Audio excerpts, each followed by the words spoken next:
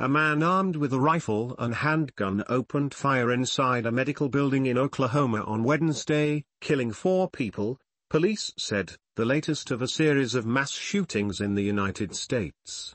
The gunman also died, apparently of a self-inflicted wound, Tulsa's deputy police chief told reporters outside the St. Francis Hospital. He said police were trying to determine the man's identity, but said he was aged between 35 and 40.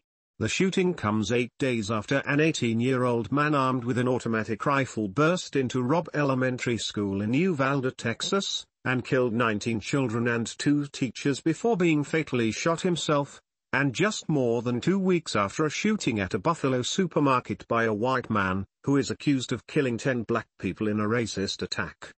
U.S. President Joe Biden has been briefed on the Tulsa shooting, the White House said in a statement, adding that the administration had offered support to local officials.